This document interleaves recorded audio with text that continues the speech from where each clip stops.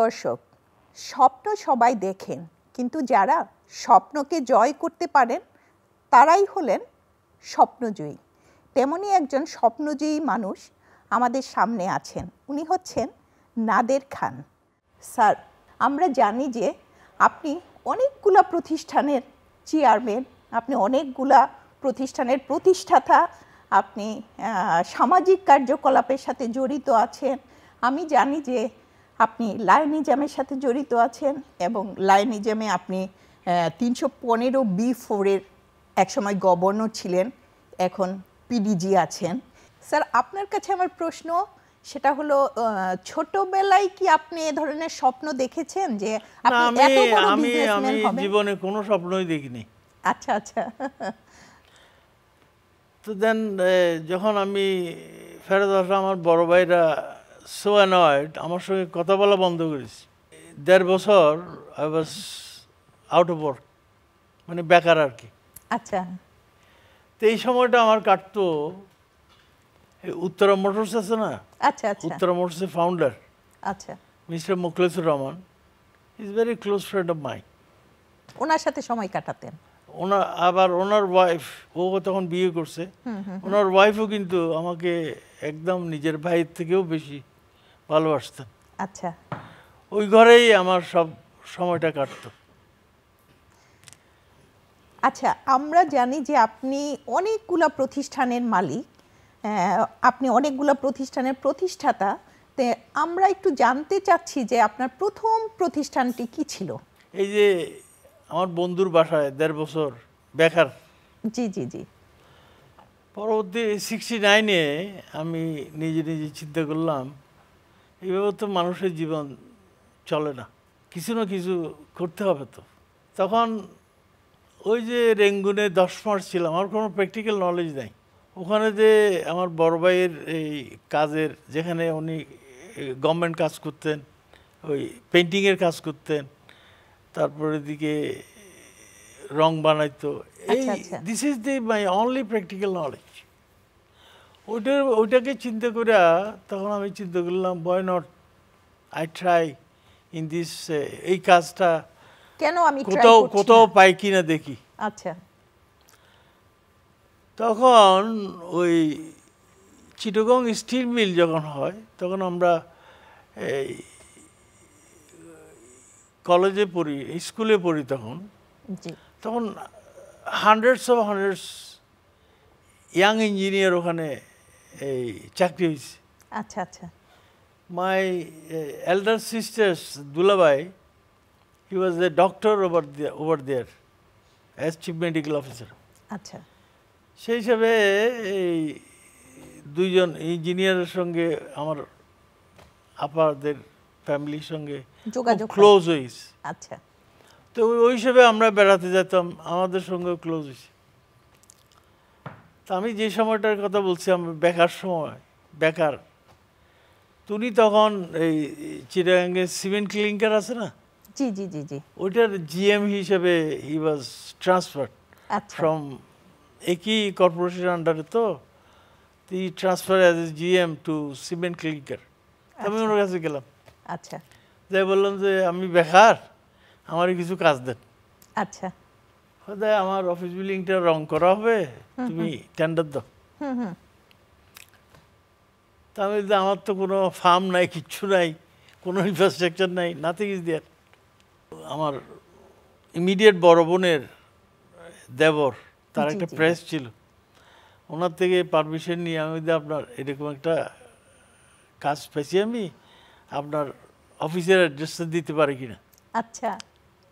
No problem then. আচ্ছা। আর ওনার press ছিল, তো ওই কোম্পানির নাম দিয়েছে খানকো। আচ্ছা আচ্ছা। উনি প্যাডও ছাপাই দিচ্ছে আমাকে, পয়সা টয়সা নেয় নাই। তার আমার দুলোভাই ছিল ইয়েতে, মেজর দুলোভাই, ওই রেলওয়ের ফাইন্যান্স মেম্বার ফাইন্যান্স ছিলেন। আচ্ছা। ওনার ভাড়ার থেকে একটা টেবিল, একটা ফ্যান, 2টা চেয়ার আইনে ওখানে বসে একটা অফিস বানানো হয়েছে। অফিস বানানো হইলো। আমি কাজটা এই টেন্ডার দিলাম, কাজ দিল আমাকে 10,000 টাকার। আচ্ছা। Value is 10,000। সেটা কোন ইয়ার হইতে পারে স্যার? এটা 69-এ। 69। আচ্ছা। হ্যাঁ। তা আমি কাজ উঠাবো কেমনে? My mother was alive at that time. My mother has given me 5,000 টাকা, ওইটা কি মায়ের জমানো টাকা ছিল? মায়ের জমানো টাকা। আচ্ছা। তো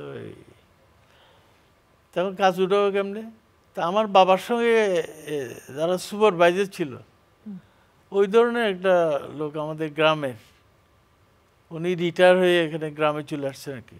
ওনাকে খবর দিলাম, উনি আসলেন। আমি তো এরকম কাজ পাইছি, আপনি কাজটা উঠে দেন। 2 মাসের মধ্যে উনি কাজটা উঠে দিল। তখন 2,000 টাকা লাভ হইল। আচ্ছা আচ্ছা। That's the first earning of my life.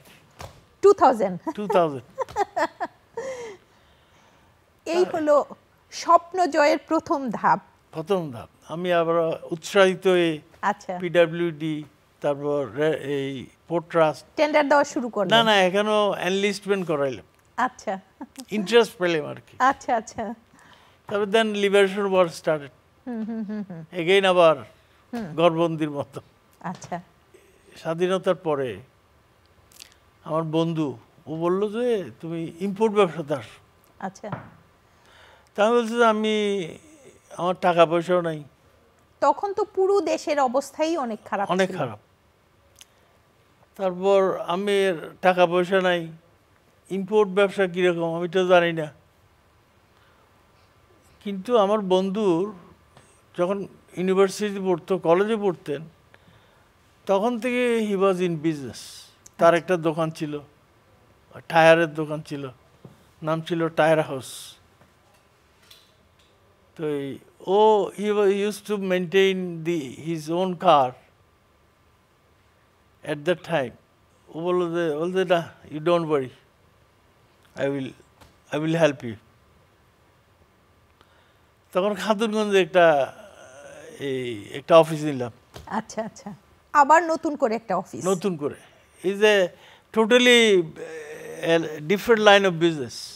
আচ্ছা যা প্রয়োজন ও দিচ্ছে। আচ্ছা আচ্ছা একটা অফিস নিলাম, একটা লোক রাখলাম। আচ্ছা। তখন ইম্পোর্টটা হইতো আজকের মতো না। তখন এই যে কোনো আইটেমের জন্য মানে ইয়ারলি একটা কোটা ছিল, যেন আপনি সেকেন্ড হ্যান্ড ক্লোথ ইম্পোর্ট করবেন, অথবা এটার জন্য সারা পাকিস্তানের জন্য ধরেন 10 কোটি টাকা। আচ্ছা ওই হিসাবে ডিফারেন্ট ইন্ডিভিজুয়াল মানুষের নামে লাইসেন্স ছিল, আচ্ছা আচ্ছা। ওরাই পাইতো আর কি। আচ্ছা আচ্ছা। তা আমরা ওগুলো বাজার থেকে কিনে, তখন তখন কি আপনার নামে লাইসেন্স না ছিল? না ছিল না, আচ্ছা আচ্ছা। We have to buy from the market. Just একটা কিনে, কয়েকটা কিনে একজনকে গ্রুপ লিডার করে then we use to open the letter of credit. Sell করতেন? এই যে ব্যবসা, ইম্পোর্ট ব্যবসা শুরু করার আগে আমার বন্ধু আমাকে একটা অ্যাডভাইস, উপদেশ দিলেন আর কি, আচ্ছা যে তুমি যেখানে বসা তোমার ব্রেড অ্যান্ড বাটার অর্জন করতেছ, এখানে তুমি কারোর সঙ্গে চিটিং করতে পারবো না। ও বলছে যে তুমি যদি কারোর সঙ্গে চিটিং করো, মনে করবা you are cheating by your self. এই একটা কথা মেনে চলছি, এখনও মেনে চলি। বাকিগুলো কেমন হয়েছে আমি নিজে জানি না, সেই জন্য আমার কোনো স্বপ্নই ছিল না। এখন এই মুহূর্তে আপনার কতগুলা ব্যবসা প্রতিষ্ঠান আপনি নিজেও জানেন না? এগুলো তো স্টেপ বাই স্টেপ আসছে। একদম একদম। আমার জীবনে অনেকগুলো মিরাকেল ওয়ার্ক, যেমন ধরুন আমার main line of business water pump, Pedrollo water pump. ওদের সঙ্গে আমার যোগাযোগ কেমন হইল, দ্যাটস অলসো ভেরি ইন্টারেস্টিং। এতগুলা প্রতিষ্ঠান গড়তে গিয়ে জি জি জি জি। এই যে পেট্রোলের অবদান ইজ এ কি পয়েন্ট। পেট্রোলের আর্নিং থেকেই এই প্রতিষ্ঠানগুলো করা। আচ্ছা, মেন বিজনেস ছিল পেট্রোল। হ্যাঁ, আমার এক বন্ধু, ওই আমাদের ব্যবসায়িক বন্ধু আর কি, ও একদিন বললো যে আমি ওই house hold appliances like refrigerator, deep fridge এগুলো ইম্পোর্ট করবে। তা আমাকে রিকোয়েস্ট করছে যে একটা ইউরোপিয়ান ম্যানুফ্যাকচারার জোগাড় করতে পারি কিনা। আচ্ছা। Anyhow, we succeed to find out a manufacturer, one of the largest manufacturer in Italy. তো ওই সুবাদে ওই কোম্পানিকে প্রথম 2 কন্টেইনার অর্ডার দিয়ে আমার ব্যবসায়িক বন্ধু উনি অর্ডার দিছে 2 কন্টেইনার। তো তখন মার্চ মাসে মিলান ফেয়ার হচ্ছে, মানে ওদের ফেয়ারগুলো হয় আইটেম ওয়াইজ। আচ্ছা, যখন ইলেকট্রনিকে হয় তখন ইলেকট্রনিক, যখন মেশিনারিজ হয় মেশিনারিজ। তো ওই সুবাদে ওরা ওই এক্সিবিশন ওরা জয়েন করতেছে, তা আমাকে ইনভাইট করছে। তাই ওয়াজ দেয়ার 7 days আই ওয়াজ দেয়ার। তো ওদের তো স্টল দেখা, আর বাকিটা তো ঘুরলাম। এত বড় এক্সিবিশন ঘোরাটাও ডিফিকাল্ট। তো ওইটার আশেপাশে দেখা গেল যে অনেকগুলো পাম্পের ম্যানুফ্যাকচারার ওখানে ডিসপ্লের জন্য আসছে আর কি। তা আমার অফিস ছিল জুবলি রোডে পাম্প বিক্রি হইতো। এর আগে আমি কোনোদিন পাম্পের ব্যবসা করিনি। সো ওই সুবাদে ওইটার প্রতি ইন্টারেস্ট হইল, কয়েকটা পাম্পের স্টল ঘুরলাম। ওখানে পেট্রোলও অলসো জয়েন্ট দেয়ার। পেট্রোলোতে যিনি এই ওখানে স্টলে ছিলেন, he use to speak very good English. ইটালিয়ানরা তো নর্মালি ইংরেজি জানে না, they give the emphasis on their own language. তো আমার কাছে ওই ভদ্রলোকের নাম ছিল মিস্টার বনি। আমার কাছে পাম্প দেখে ওনাকে বেশি ভালো লাগছে। আউট অফ কিউরিয়াসিটি আমি 100টা পাম্পের অর্ডার দিলাম। আচ্ছা, জাস্ট 100। তাও কি সবচেয়ে ছোট যে পাম্পটা আছে, half horsepower. Basically at that time Pedrollo was also very small company. Pump আসলো, ক্লিয়ার করলাম, এই ডিস্ট্রিবিউট হলো কিছু। তারপর এটার ফিডব্যাক নিতে 3-4 মাস লাগলো। সবাই ফিডব্যাক ইজ খুব ভালো। তারপর আমি 3টা মডেলের 400 পাম্পের অর্ডার দিলাম। 400 পাম্প আসার পরে একজনেই সব কিনে নিয়ে গেল হোলসেলে। আচ্ছা, আমার 4 লাখ টাকা লাভ হইল।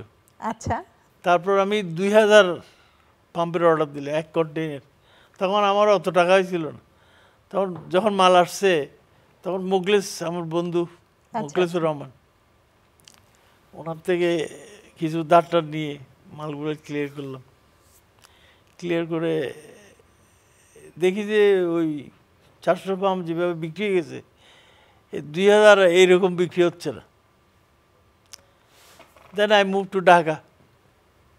ঢাকাতে আমাদের চিটাঙ্গের একজন পাম্পের ব্যবসা করতো, ওনার সঙ্গে আলাপ করলাম। আচ্ছা, ওনাকে আমরা ডিস্ট্রিবিউটর হিসেবে নিয়োগ করলাম।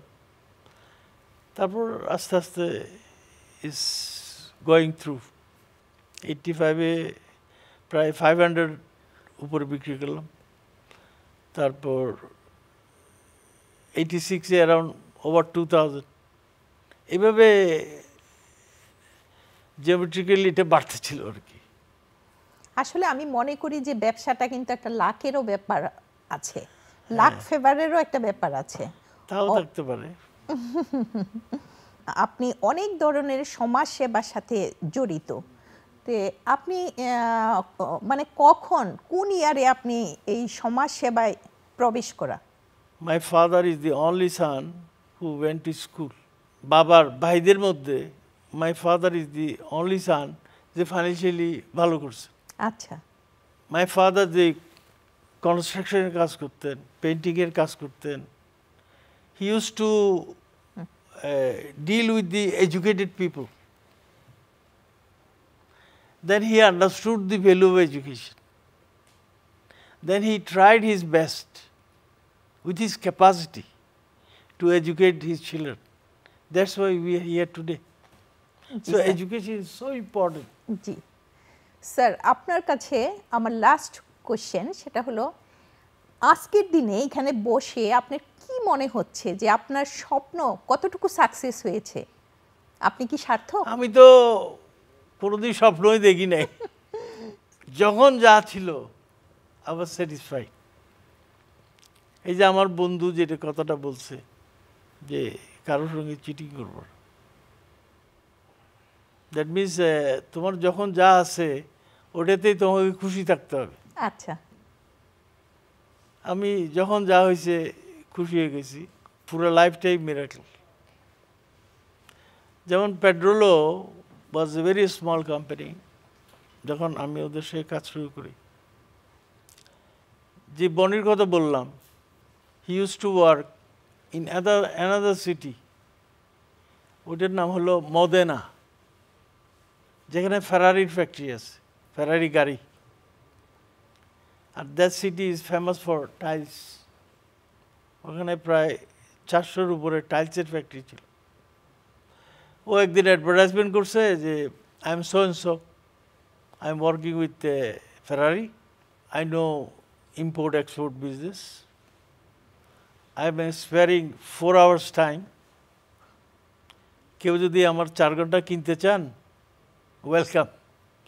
তো পেট্রোলো was so small company at the time, একটা এক্সপোর্ট ম্যানেজার রাখার ক্যাপাসিটি ছিল না। আচ্ছা, এই বনির 4 ঘন্টা দে বট, তখনই বনির সঙ্গে আমার পরিচয়। না, পেট্রোলো is today a huge company. Now they are producing 13,000 pumps a আচ্ছা, day. আচ্ছা। আপনার আজকে কি এবং মনে হচ্ছে তাদের স্যার? একটা বিরাট এক্সপোর্ট অফিস আছে, আচ্ছা, ওখানে প্রায় 20-25 জন লোক কাজ করে। আচ্ছা, ওখানে 2টা ওই কনফারেন্স রুম আছে। তো ওখানে একটা conference hall is dedicated in my name. জি স্যার। তা আমি মনে করি ওই ওই অনারটা is given to the Bangladesh, not me, জি is sir. The people of Bangladesh যারা পেট্রোল পাম্প কিনছেন। আমাদের স্যার সময় শেষ হয়ে আসছে, তো জাস্ট আপনার কি মনে হচ্ছে আজকে, কি আপনি মনে করছেন যে আপনি সাকসেস আপনার জীবন?